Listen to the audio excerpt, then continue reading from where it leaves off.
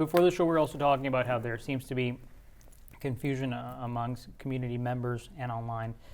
And so I wanted to ask this question, can you please confirm whether the Sarnia Police Service Board is taking the city to court on this decision to veto the police headquarters project?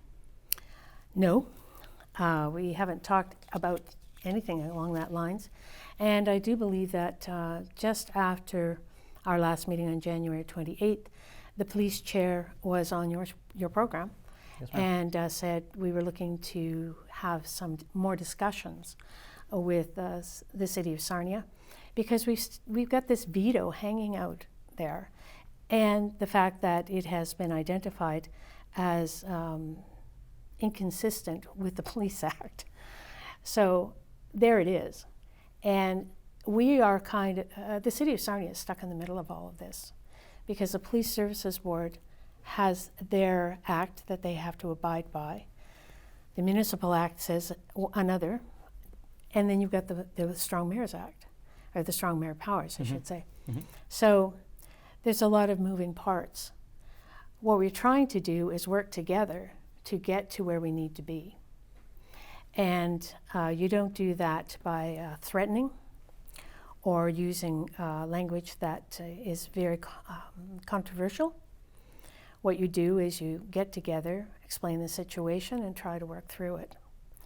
So that's where we are. What would you say to people that are perhaps worried that next year, after all the budget meetings, it was estimated that the tax levy for next year is being projected for anywhere between 16 to 17%.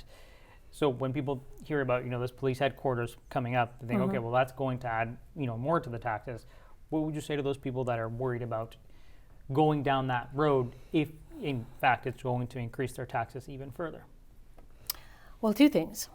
I haven't seen anything to tell me that there's going to be a huge increase in taxes next year. I have only heard it. I've not seen anything in writing whatsoever. So I'm not sure exactly where that's coming from and why it is the way it is. But I think that the Council of the Day will do, if they don't have their ability to do things usurped by the Strong Mayor Powers, they will be able to work with the staff that's there to see, okay, what can we do, what can't we do, can we split? And coming back to the police budget that we did, we were looking at what our percentage would be, what our ask would be to the city. And in my view, it was too high. We had to find a more creative way. We know we needed everything we needed this year and next year. So what we did was we did a 2-year budget and basically split that so that it's consistent. We know what we're going to be. Now things might change because things do change.